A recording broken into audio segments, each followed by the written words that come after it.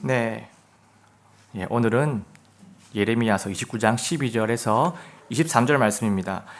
이번 주 설교는요, 지난주 설교 본문에 이어서 뒷부분으로 가는 그 설교입니다.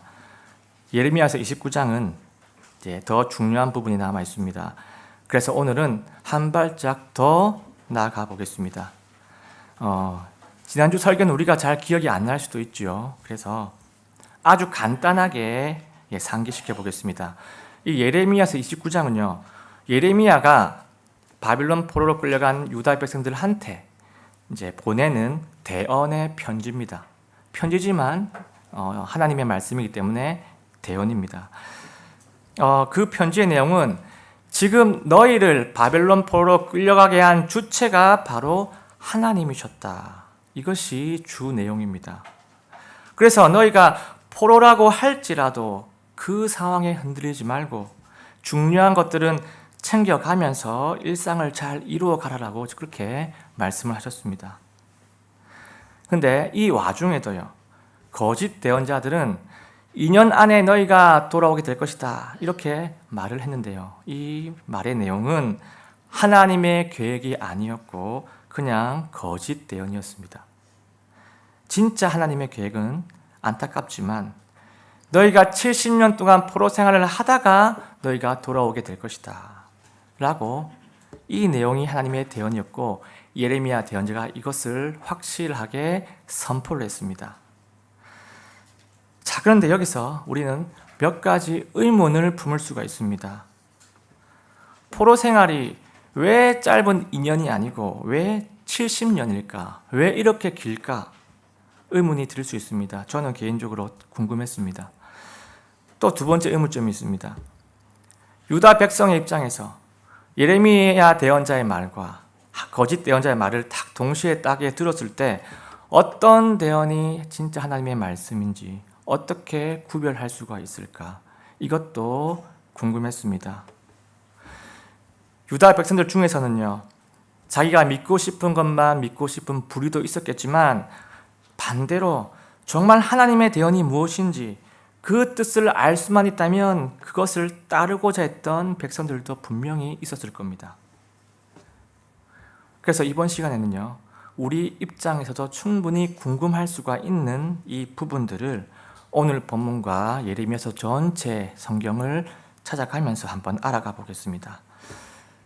자, 먼저 포로 생활이 왜 70년일까입니다. 이 질문에 이렇게 답을 할 수도 있을 겁니다.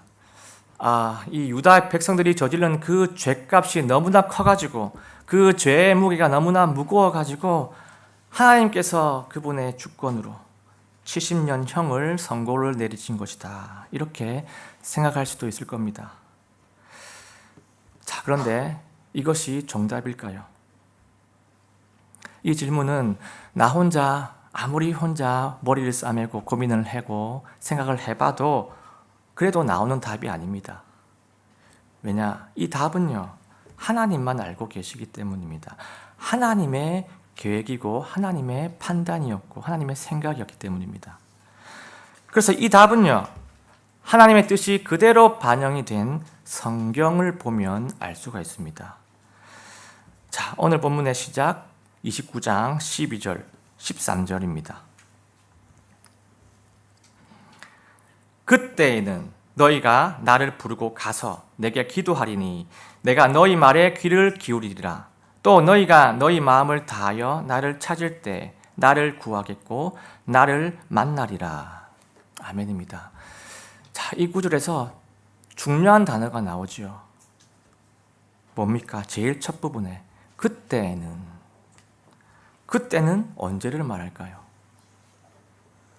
그때는 10절을 보면요, 바빌론에서 70년이 찬 뒤 이때를 그때입니다. 그래서 이 말을 12절에 그대로 적용을 시키면요, 이겁니다. 바빌론에서 70년이 찬 뒤에는 너희가 나를 부르고 가서 내게 기도할 것이다, 이겁니다. 그리고 13절에 너희가 너희 마음을 다하여 나를 찾을 때에 나를 구하겠고 나를 만나리라 이렇게 말씀하고 있습니다. 그러면 이 12절과 13절이 무엇을 말하는 것일까요? 이 구절은요, 나만국 유다가 진심으로 회개하면서 하나님께 나아온다는 그런 말씀입니다. 12절 다시 보겠습니다. 나를 부르고 가서 내게 기도하리니. 가서, 중간에 가서가 나오죠. 이 유다 백성들이 어디로 간다는 얘기입니까? 여기서 가서라는 뜻은요, 유다 백성들이 자신의 마음을 가지고 자신의 의지와 진심을 가지고 하나님께 나아간다는 그런 뜻입니다. 포로가 된 지 70년이 될 때, 그때 하나님께 진심으로 나아오게 될 거라는 그런 뜻입니다.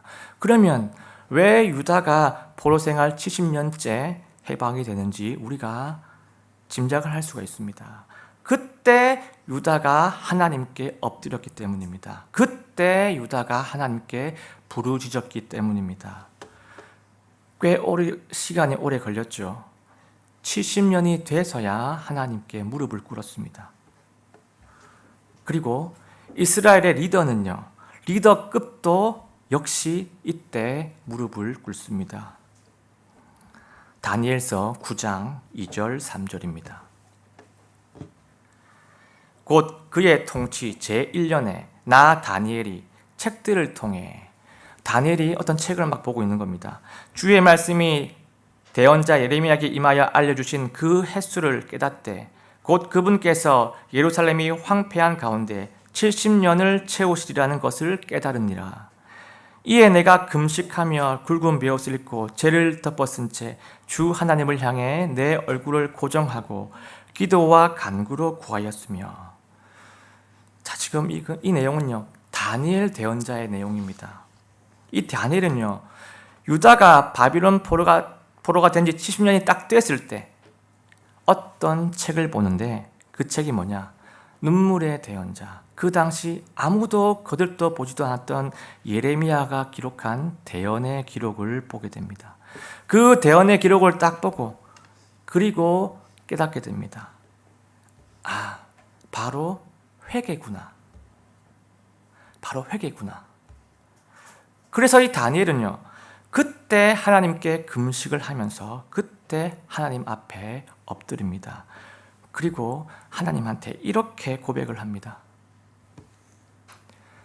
오 주여 들으소서, 오 주여 용서하소서, 오 주여 귀를 기울이시고 행하소서, 오 내 하나님이여 주를 위해 지체하지 마옵소서. 이는 주의 도시와 주의 백성이 주의 이름으로 불리고 있기 때문이니이다 하니라. 지금 다니엘은요, 자신의 죄와 그리고 자기 백성들의 죄를 하나님 앞에 진심으로 자백을 하면서 하나님께 용서를 구하고 있습니다. 유다 백성들도 회개를 했고요, 리더급도 회개를 했다는 것입니다. 이제는 왜 하나님께서 70년이 되었을 때 해방을 시켰는지 알 수가 있을 것 같습니다. 은혜를 구하는 것도요, 회개를 지금 하고 나서 은혜를 구했습니다. 나는 그대로 있는데, 나는 그냥 똑같이 엉망인데 은혜만 달라고 찡찡대지 않았다는 것이에요. 유다 백성들은. 하나님은요, 미리 다 알고 계셨습니다. 70년이 되어서 백성들이 자신에게 나아오게 될 거라는 것을 하나님은 전지하시기 때문에 다 알고 계셨습니다. 해방의 열쇠는요, 바로 회개였습니다. 우리 하나님은요, 70년이나 기다리면서 70년 동안이나 용서하실 준비를 하고 계셨던 것입니다. 우리 하나님은요, 유다가 바빌론 포로가 된 그 첫 해부터 그분의 은혜를 준비하고 계셨습니다. 첫 해부터 그 은혜를 스탠바이 하고 있다는 것입니다. 백성이 돌이킬 때까지 그 은혜가 대기를 하고 있었습니다. 여러분, 하나님의 은혜는요, 항상 내 주위에 딱 머물러 있습니다. 그래서 내가 제대로 반응만 한다면요, 나는 하나님의 놀라운 은혜를, 이 엄청난 은혜를 받을 수가 있다는 것입니다. 이 원리는요, 구원받는 부분에서도 마찬가지고요, 은혜를 받는 부분도 마찬가지고 상급을 받는 부분에서도 마찬가지 원리입니다. 하나님이 주시려고 항상 대기를 하고 계신다는 것입니다. 그래서 우리가 이 원리를 알고 정말 우리의 인격으로 정말 위격이신 하나님께 전인격적으로 나아가기를 원합니다. 순종은 하면 할수록 좋고요, 순종이 부족했다고 하면은요, 회개를 하면 할수록 좋습니다. 회개를 진심으로 하면요, 그때마다 하나님께서 용서를 하시고 그때마다 그분께서 그분의 영으로, 누굽니까? 성령으로 나를 가득 차게 해주셔가지고 그 다음에 내가 순종할 수 있는 동력을 성령께서 딱 부어주십니다. 성령 충만함으로 다시 순종을 할 수 있게 도와주신다는 겁니다. 언제요? 회개할 때. 성령으로 지배를 받는다는 것은요, 나의 전인격적인 아멘과 나의 진심 어린 회개를 통해서 비로소 시작이 된다는 것입니다. 자, 이제 두 번째 의문입니다. 유다 백성들은요, 예레미야 대언자의 대언도 딱 들었고 그리고 하나냐의 거짓 대언도 들었습니다. 그러면 백성들 입장에서 누구의 말이 참 대언인지 참 말씀인지 어떻게 구별을 할 수가 있을까요? 유다 입장에서 그 구별하는 방법을 모른다거나 그 구별하는 방법이 어렵다면요, 그것도 참 난감한 상황일 것입니다. 참으로 억울할 수가 있다는 것이죠.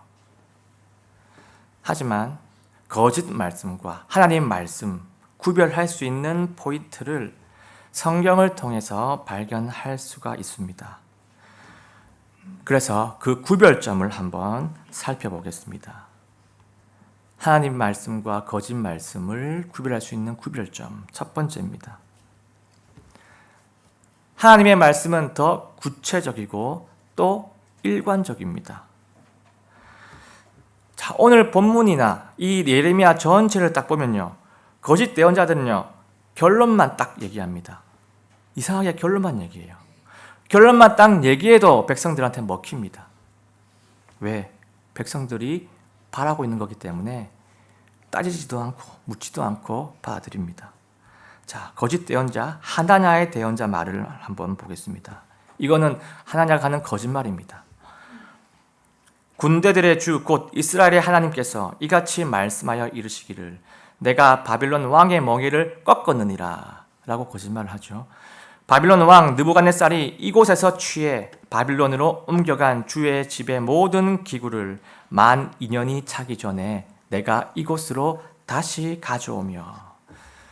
자, 지금 이 하나냐의 대언을 딱 보면요, 하나님께서 2년 안에 포로를 해방시킬 거라는 결론만 딱 말합니다. 왜 유다가 바빌론 포로가 되었는지, 지금 이 현상이 무슨 의미인지 이런 것들 전혀 언급이 없습니다. 그리고 왜 2년 안에 이 유다가 이렇게 다시 복귀가 되는지, 왜 해방이 되는지 그 이유도 말하지 않습니다. 이 거짓 대언자들은요, 단순히 유다가 원하는 것만 탁 파악을 잘 해가지고 백성들이 원하는 그 결론만 탁 외쳐댄다는 것입니다. 자, 그러면 예레미야의 대언은 어떻습니까? 지금 유다가 왜 바빌론 포로가 되었는지부터 잘 설명을 해주고 있습니다. 예레미야서 2장 13절입니다. 내 백성이 두 가지 악을 행하였으니 곧 그들이 생수의 샘인 나를 버렸고 하나님은 생수의 샘입니다. 자기들을 위해 물 저장고들, 즉 물을 가두지 못할 터진 저장고들을 팠느니라. 이 터진 저장고들은요, 우상을 얘기하는 거예요. 남왕국 유다는요, 먼저 하나님을 버렸습니다. 나를 버렸고 하나님을 하나님으로 여기지 않았습니다. 그래서 말씀에서 떠난 것이에요. 하나님을 하나님으로 여기지 않기 때문에 그분의 말씀이 자기한테 별 의미가 없는 겁니다. 그뿐만 아니라 하나님을 떠난 그 자리에요, 우상으로 채웠습니다. 하나님보다 다른 것들이 더 중요했고요.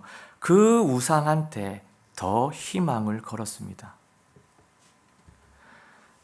그리고 예레미야는요, 바빌론 포로가 된 것이 무슨 의미인지도 잘 설명해 줍니다. 한번 보겠습니다. 예레미야서 4장 17절입니다. 그녀가 나를 거역하였으므로 그들이 밭을 지키는 자들같이 사방에서 그녀를 대적하느니라. 주가 말하노라.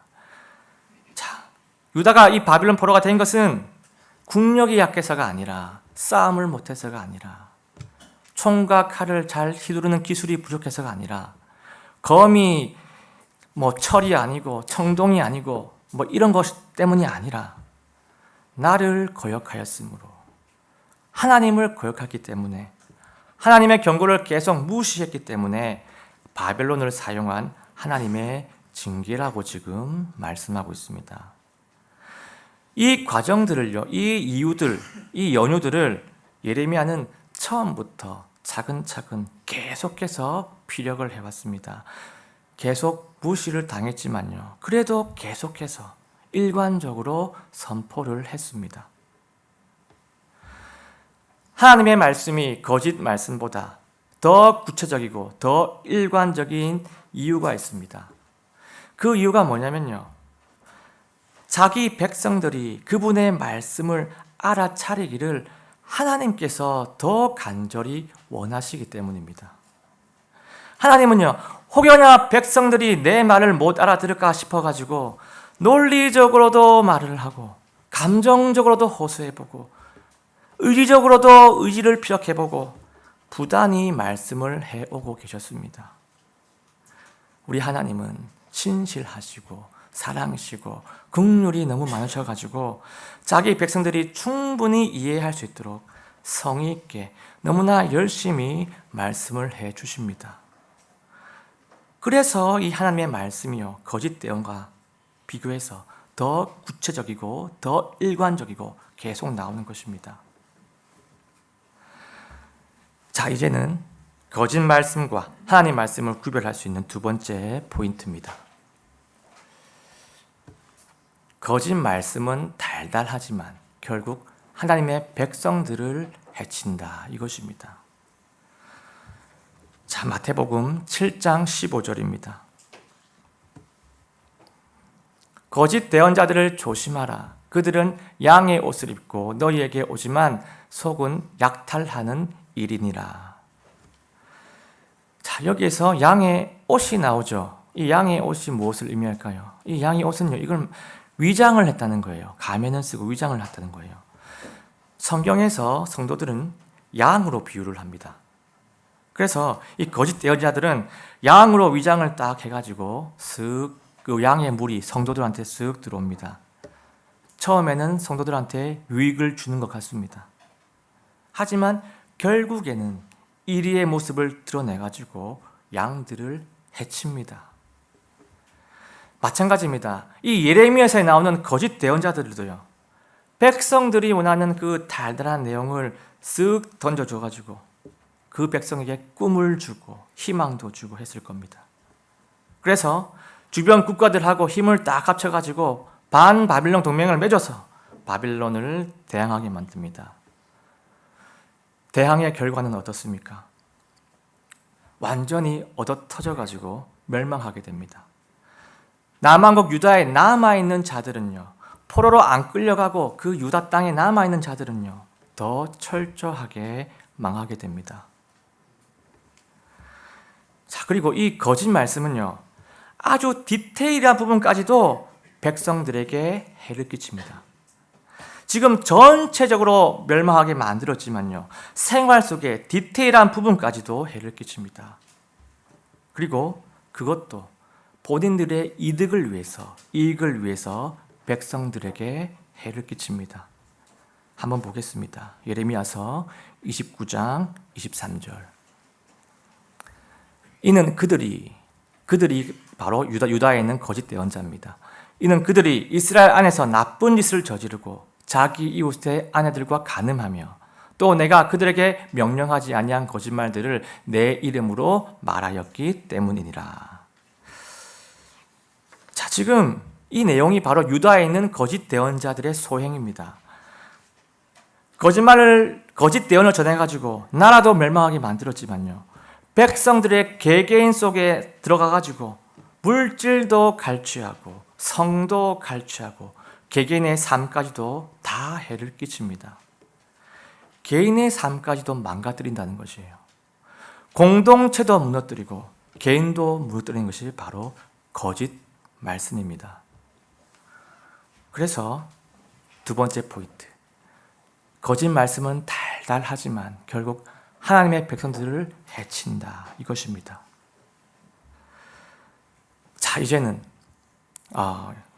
구별 포인트 세 번째입니다. 거짓 말씀은 내가 고개를 들고 무엇을 하게 만들지만 하나님의 말씀은 먼저 고개를 숙이고 하나님 안에 들어가게 한다, 이것입니다.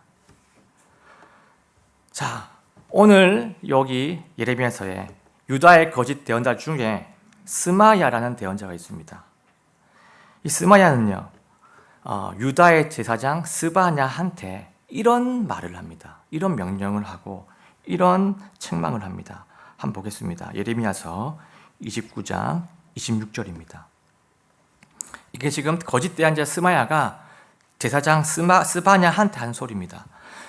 주께서 너를 제사장 여호야다 대신 제사장으로 삼으신 것은 미쳐서 스스로 대언자라 하는 모든 자에 대해, 그러니까 누구를 얘기합니까? 예레미야를 얘기하는 겁니다. 예레미야 보고 미쳤다고 얘기를 하는 거예요. 이 모든 자에 대해 너희가 주의 집에서 직무 수행자들이 되려 하려 하심이라. 그러므로 너는 그를 감옥에 넣고 착고를 채워야 하리라. 자, 지금 이게 무슨 말이냐면요, 이 거짓 대언자 스마야가 이 스바냐 제사장한테 당신 지금 예레미야를 왜 그냥 가만히 보고 있습니까? 지금 예레미야가 미쳐가지고 바빌론 70년 동안 있다가 돌아올 거라는 그런 무슨 말도 안 되는 얘기를 하고 있고 죄를 뿌리고 있고 완전 매국노 역할을 하고 있는데 그냥 가만히 보고 있을 겁니까? 감옥에 쳐넣어가지고 착고를 채워야지요. 당신이 그 역할을 해야지요. 당신이 그 주인공이 되어야지요. 이런 식으로 잘 서 있는 스바냐 대사장을 부추기고 있습니다. 당신이 깨어나서 상황을 바로 잡아야 합니다. 당신이 깨어나서 판을 바꾸는 역할을 해야 합니다. 거짓 대언자들은요, 이런 식으로 뒤에서 말을 합니다. 자, 그런데 이런 상황에서 우리 하나님은 이제 우리 하나님입니다. 우리 하나님은 자기 백성들에게 이렇게 말씀을 하십니다. 하나님이 말씀하시는 거예요. 거짓 대언자가 말하는 게 아니고 하나님이 말씀하십니다. 그러므로 주가 이같이 말하노라. 보라, 내가 느엘람 사람 스마야가 아까 바로 그 거짓 대언자입니다. 스마야와 그의 씨를 벌하리라. 그에게는 이 백성 가운데 거할 자가 하나도 없을 것이요, 또 내가 내 백성을 위해 행하려 하는 선한 일을 그가 보지 못하리니 이는 그가 주에게 반역하는 것을 가르쳤기 때문이라. 주가 말하노라. 지금 우리 하나님은요, 직접 스마야를 벌하시겠다고 말씀합니다. 나의 말을 지금 스마야가 지금 방해를 하고 있고 내 백성이 선하게 가는 그 길을 스마야가 방해를 하고 있기 때문에 내가 스마야를 벌어야겠다라고 선포를 하십니다. 그러니까 너희들은 그냥 내 말 안에 들어와 있어라. 내 뜻을 방해하지 말고 벗어나지 말고 내 말 안에 거하고 있으라. 우리 하나님은요, 백성들이 그분의 말씀 안에 들어와 있기를 원하십니다. 하나님은 심판하실 때요, 결코 자기 백성들에게 미루지 않습니다. 하나님은 자기 백성들에게 내가 역사하는 것에 방해를 하지 말고 불순종하지 말고 그 다스림 안에 들어와 있기를 원하십니다. 우리 하나님은요, 벌하시는 것도 하나님이 하시겠다고 말씀하십니다. 우리 하나님은요, 아멘을 하고 회개하는 자를 원하시지, 네가 좀 판도를 바꿔봐라, 네가 좀 상황을 한번 잘 정리를 해봐, 네가 좀 뭔가를 해봐봐, 내가 나서기 좀 그렇지 않냐, 나 명색이 창조주인데, 이런 식으로 하는 하나님이 아니십니다. 우리 하나님은요, 하나님의 뜻 안에, 다스림 안에 거하시기를 원하십니다. 그분의 역사와 다스림에서 벗어나는 것을 미워하시고요, 그 다스림 안에서 반응하기를 원하십니다. 거짓 대언과 이 하나님의 말씀의 차이가요, 이렇게도 너무나 차이가 납니다. 사도 바울의 예를 한번 들어보겠습니다. 사도 바울은요, 감옥에 갇혀서도 감옥을 부수고 간수를 처단하고 밖으로 나가는 것에 신경을 쓰지 않았습니다. 하나님의 통치하심 안에서 감옥에서 하나님을 찬양하고, 감옥에서 하나님께 기도를 하고, 감옥에서 복음을 전하는 진짜 반응을 했습니다. 사도행전 16장 25절 26절입니다. 한밤중에 바울과 실라가 기도하며 기도를 했습니다. 노래로 하나님을 찬양함으로 감옥에서 찬양을 했습니다. 죄수들이 그들의 말을 듣고 있는데 갑자기 큰 지진이 나서 감옥의 기초가 흔들리고 즉시 모든 문이 열리며 모든 사람의 결박이 풀리니라. 아멘입니다. 감옥은요, 하나님이 부수셨고요, 그때 바울이 한 반응은 대적 간수를 죽이는 것이 아니라, 대적 간수를 포박하는 것이 아니라 예수 그리스도를 선포했습니다. 자, 그들이 이르되 주 예수 그리스도를 믿으라, 그러면 네가 구원을 받고 네 집이 구원을 받으리라 하며. 아멘입니다. 사도 바울의 이 반응은요, 하나님의 이 다스림 속에 거하는 진짜 반응이었고요, 더 용기 있는 반응이었습니다. 이 간수들을 지금 제압하지 않으면요, 또 다른 간수를 불러와가지고 사도 바울은 갇힐 수가 있는 상황이에요. 그러면 저 같으면 어쩌면 죽이지는 않더라도 포박을 했을 겁니다. 그런데 사도 바울은 하나님의 그 다스림 안에서 죽이지 않고 간수를 복음으로 살렸습니다. 다스림 속에 거하는 것이 바로 진정한 용기입니다.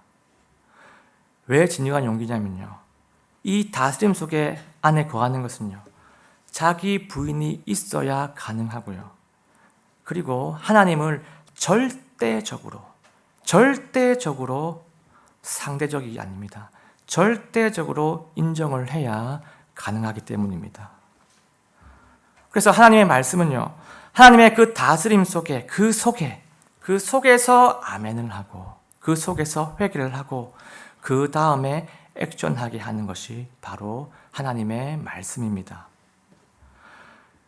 우리는 지금까지 거짓 말씀과 하나님 말씀 한 구별 포인트를 지금 성경으로 살펴봤습니다.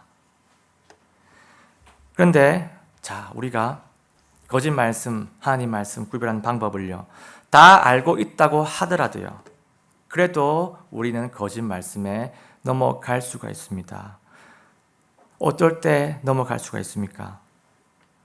그것은 내가 나의 바람 때문에, 나의 원함 때문에, 나의 주인됨 때문에 얼마든지 넘어갈 수가 있습니다. 나는 수시로 주인이 되고 싶어하는 아담의 자손 인간이기 때문입니다. 자, 그러면 우리가 이것을 막기 위해서는 어떻게 해야 될까요? 우리가 이것을 막기 위해서는 어떻게 하면 될까요? 그래서 우리는요, 매일매일 예수님 앞에 엎드려야 합니다.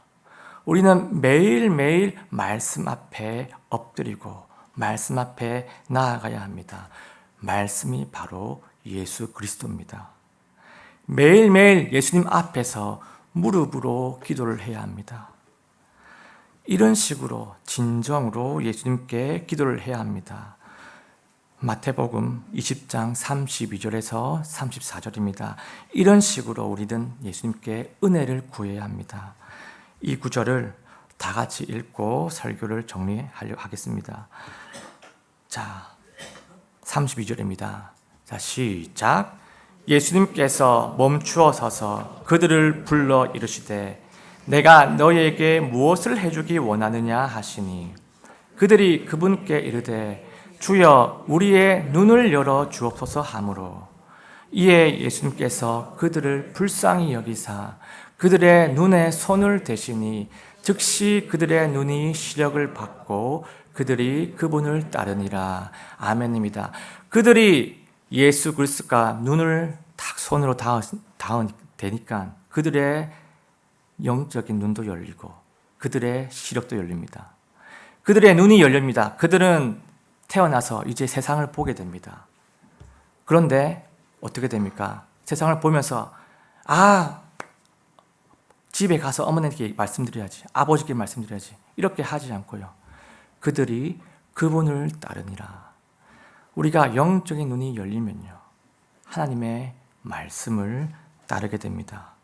자기가 하고 싶은 것을 따르지 않고요, 그분의 말씀을 따르게 됩니다. 우리가 예수님으로부터 그리고 하나님의 말씀으로부터 내 눈이 열리는 엄청난 은혜를 받기를 원합니다. 그리고 참 하나님의 말씀을 구별하고 그 참 하나님의 말씀을 붙잡아서 하나님의 다스림 안에서 액션을 하고 그리고 회복이 되고 그리고 결국 승리를 해내는 우리 모두가 되시기를 예수님의 이름으로 간절하게 소원합니다.